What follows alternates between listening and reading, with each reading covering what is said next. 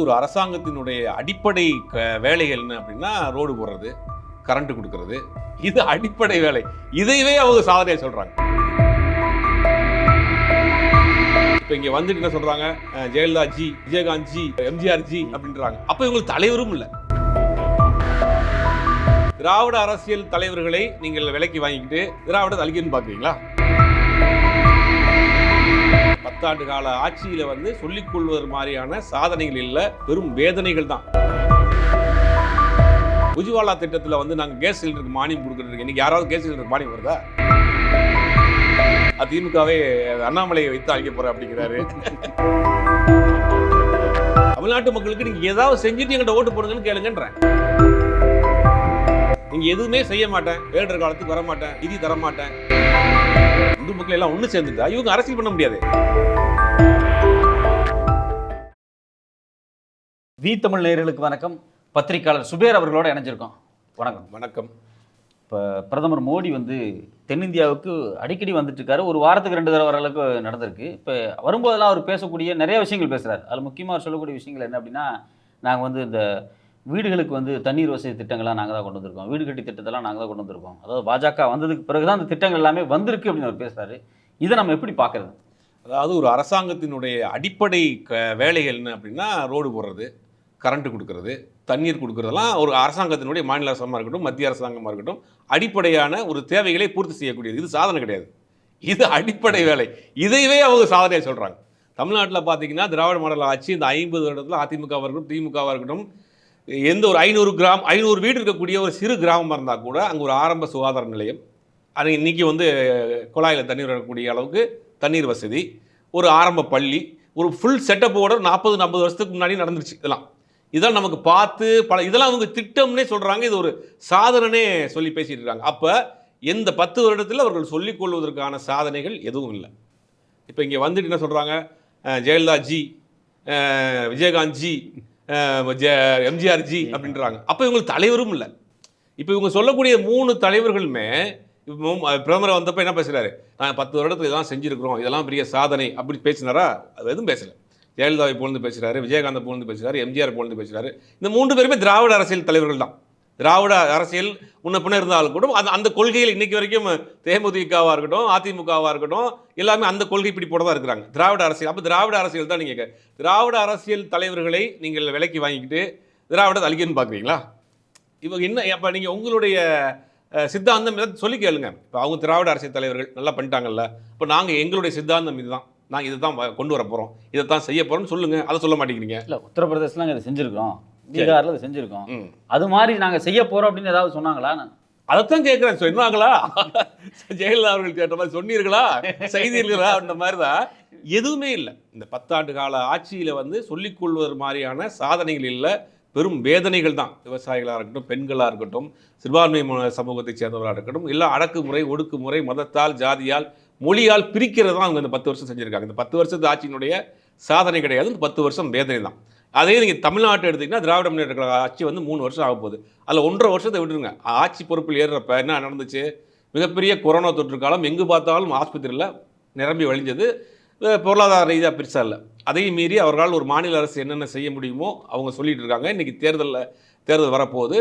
சொன்ன இந்த 3 ஆண்டுகளில் செய்த சாதனைகளை சொல்லி ஓட்டு கேட்க போகிறாங்க, கேட்டுட்டு இருக்கிறாங்க.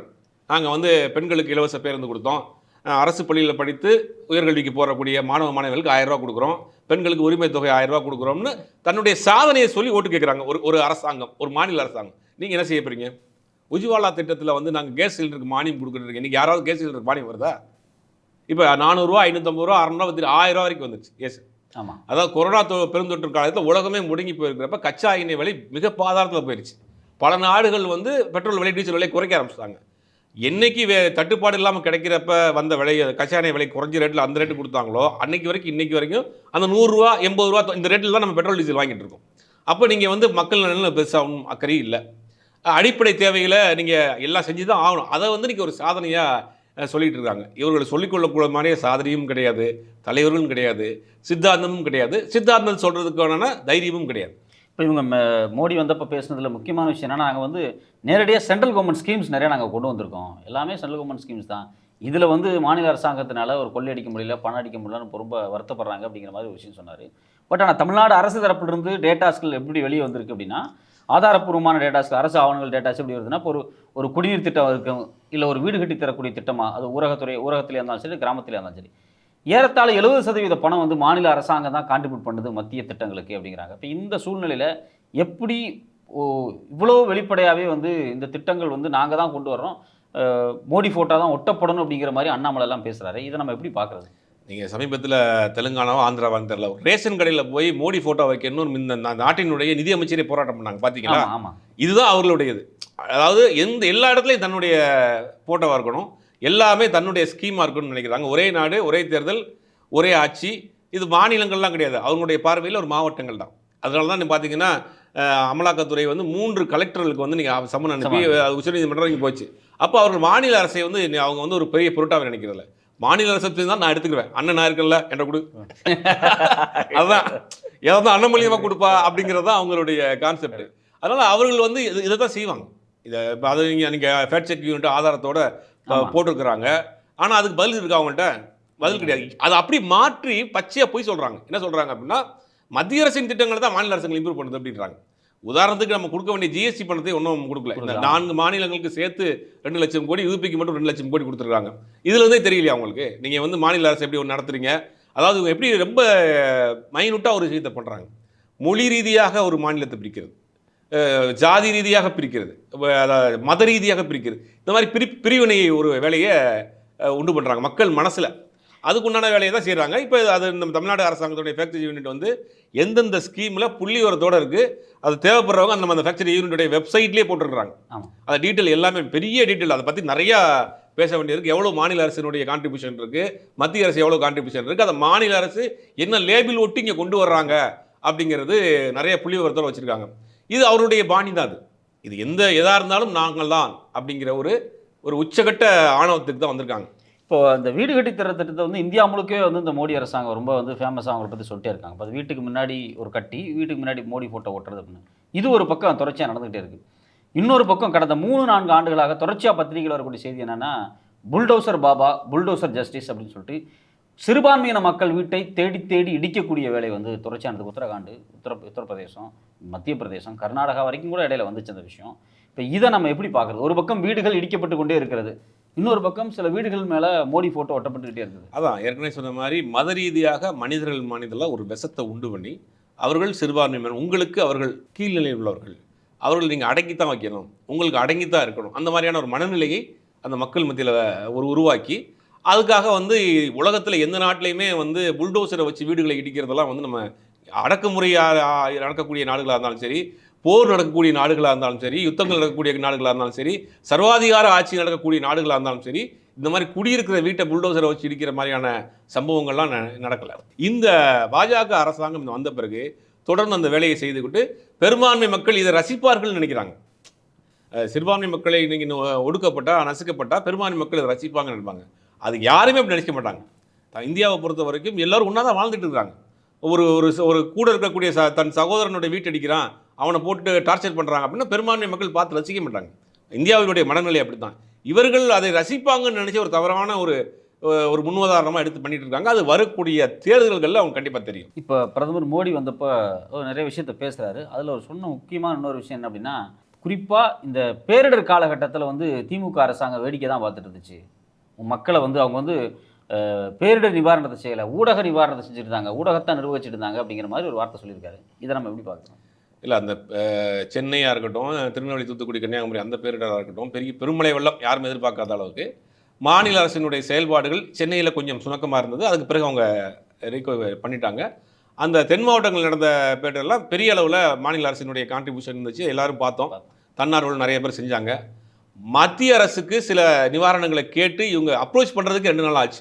அதுக்கு டேட்டாஸ் எல்லாம் வந்து மாநில அமைச்சர்கள் பலர் பட்டியல் போட்டாங்க, நாங்கள் தொடர்பு கொள்ளவே முடியலன்னு. அப்போலாம் இந்த இன்னைக்கு இருக்கக்கூடிய நம்முடைய பாரத பிரதமர் அவர்கள் தமிழ்நாட்டில் வந்து எட்டி பார்க்கல. தேர்தல் வர்றப்ப தொடர்ந்து வாரம் டூர் போகிற மாதிரி வந்துட்டு இங்கே இருக்கக்கூடிய தலைவர்களை பற்றி, திராவிட தலைவர்களை பற்றி பேசுகிறது, திமுகவை அழிப்பேன்னு பேசுகிறது, திமுகவே அண்ணாமலையை வைத்து அழிக்க போகிறேன் அப்படிங்கிறாரு. இந்த வடிவேல ஒரு காமெடி ஒன்று பார்த்துருப்பீங்க, இந்த இதை விட்டு எரிஞ்சிருவானுங்க ஒரு படத்தில், யாரா அடிச்சிங்க என் தலைவனை கூட்டு வரல பாடுறான்ட்டு கூட்டு வந்து அவரை சேர்த்து அடிப்பானுங்க. அந்த மாதிரி என் தலைமை தம்பி அண்ணாமலையை வச்சு திமுக அழிக்க போகிறாங்கிறாரு. இதுவே ஆச்சரியமாக இருக்குது. அதாவது நீங்கள் சித்தாந்த ரீதியாக திமுகவை எதிருங்க, சித்தாந்த ரீதியாக பேசுங்க. அதாவது நாங்கள் இதெல்லாம் செய்ய போகிறோம், நாங்கள் இதெல்லாம் செஞ்சுருக்கிறோம், எங்கள் இன்னொரு வாய்ப்பு கொடுங்க, இன்னும் இதெல்லாம் செய்ய போகிறோம் அப்படின்னு எதுவும் பேச மாட்டேங்கிறீங்க. திராவிட தலைவர்களை நீங்கள் வந்து புகழ்ந்து பேசுகிறீங்க, திமுகவை அழிக்க போகிறேன்னு பேசுகிறீங்க. தமிழ்நாட்டில் வந்து அவ்வளோ ஈஸியாக வந்து இந்த மாதிரியான பேச்சுக்களை ரசிக்க மாட்டாங்க. பொதுவாக சித்தாந்த ரீதியாக அறிவுபூர்வமான விஷயங்களை கேட்டு வளர்ந்த மாநிலம் இது. பேரறிஞர் அண்ணா காலத்துலேருந்து, பெரியார் காலத்துலேருந்து, கலைஞர் காலத்தில், ஜெயலலிதா இருக்கட்டும், எம்ஜிஆராக இருக்கட்டும், எல்லாருமே வந்து ஒரு ஒரு அறிவார்ந்த ஒரு பேசக்கூடிய பேச்சு கேட்டு வளர்ந்து பக்குவப்பட்ட தமிழ்நாட்டு அரசியல். வந்தவொடனே நான் எதையுமே பேச மாட்டேன், திமுக ஒழிப்பேன், குடும்ப ஆட்சியை ஒழிக்கணும், காங்கிரஸை ஒழிக்கணும், இதே மாதிரியான பேச்சு திராவிட தலைவர்களை வந்து நமக்கு இழுக்கிறதுக்கான வேலைகள் பண்ணுறதுலாம் வந்து தமிழ்நாட்டில் ஒருபோதும் இவர்களோட செய்கிற வேலையை ரசிக்க மாட்டாங்க. இது தொடர்ந்து இவங்க பண்ணக்கூடிய வேலை தான். இவர்களுக்கு சொல்லக்கூடிய மாதிரியான சித்தாந்தங்கள் எதுவும் இல்லை. இந்த பேரிடர் நிவாரணம் குறித்து பேசும்போது ஒரு பேரிடர்னே அறிவிக்கலையே மத்திய அரசாங்கம், ஆனால் குஜராத்துக்கு 1000 கோடி தர்றாங்க. இதை நம்ம எப்படி எடுத்துக்கிறது? ஏன்னா தமிழ்நாடு தான் வந்து அதிகமாக வரி கொடுக்கும் மாநிலமாக இருக்குது. இப்போ இதை நம்ம எப்படி பார்க்குறதுங்க? நாடாளுமன்றத்திலேயே நீதியமைச்சர் சொல்கிறாங்க இந்த பேரிடரை நான் அறிவிக்க மாட்டோம் அப்படின்னு சொல்கிறாங்க. அதற்கு பிறகு நீங்கள் வந்து பார்க்கவும் இல்லை. இந்த மாநில அரசு பேரிடர் குழு வந்து பார்த்துச்சு, மாநில அரசு பேரிடர் குழு வந்து பார்த்துட்டு பாராட்டிட்டு போச்சு. அது பத்திரிகைகள், தொலைக்காட்சிகள்லாம் வந்தது. அப்போ மாநில அரசின் செயல்பாடுகள் சிறப்பாக இருக்குங்கிறத முதல்ல அதை பார்த்துக்கணும். ரெண்டாவது, இவர்கள் மாற்றாந்தாய் மனப்பான்மையோட தான் தமிழ்நாட்டை நடத்துகிறாங்க. அது நீங்கள் சான்ஸ்கிரிட்டுக்கு எவ்வளோ ஒதுக்குனாங்க, தமிழுக்கு எவ்வளோ ஒதுக்குறாங்கிறதெல்லாம் நம்ம பார்த்தோம். அதே மாதிரி தென் மாநிலங்களுக்கு மொத்தமாக ஜிஎஸ்டி வரக்கூடிய பணம் நம்மளுடைய பணம் தான் அது, அதை ஒதுக்குறதுலேயே இவங்க பாரபட்சம் காட்டுறாங்க. அப்படிங்கும்போது இதெல்லாம் செய்ய மாட்டாங்க. அவர்கள் வார்த்தைக்கு வந்து தமிழ் பேசுவாங்க, திருக்குறள் பேசுவாங்க. வந்து இந்த தமிழ்நாட்டில் வந்து நம்மளுடைய இது எடுபடாது அப்படிங்க ஏன் செய்யணும் அப்படின்னு. ஆனால் இது தவறான பார்வை அவங்களுக்கு. தமிழ்நாட்டு மக்களுக்கு நீங்கள் ஏதாவது செஞ்சுட்டு எங்கள்கிட்ட ஓட்டு போடுங்கன்னு கேளுங்கன்றேன். நாங்கள் இதெல்லாம் செய்கிறோம், உங்களுக்கு எங்களுக்கு ஓட்டு போடுங்கன்னு கேளுங்க. அப்போ கொஞ்சமாவது யோசிக்கவே தான் ஆரம்பிப்பாங்க. நீங்கள் எதுவுமே செய்ய மாட்டேன், பேரிடர் காலத்துக்கு வரமாட்டேன், நிதி தரமாட்டேன், தமிழ்நாட்டை மாற்றாந்தாய் மனப்பான்மை நடத்துவீங்க. ஆனால் மேடையில் மட்டும் திருக்குறள் பேசுவீங்க, இது பாரதியாரை பேசுவீங்க, எம்ஜிஆரை பேசுவீங்க, தமிழ் தான் எங்களுக்கு மூச்சும்பீங்க, வணக்கம் சொல்லுவீங்க, எல்லாம் செய்வீங்க. ஆனால் உங்கள் பேச்சு சரி இருக்கு, செயல்பாடு சரியில்லையே. ஆனால் வந்து இது வந்து அவருடைய இரட்டை வேடம் தான். அதை வந்து தமிழ்நாட்டு மக்கள் ஈஸியாக புரிஞ்சுக்கிறாங்க. உங்களுடைய தெளிவான கருத்துக்கு நேரத்துக்கு ரொம்ப நன்றி. நன்றி.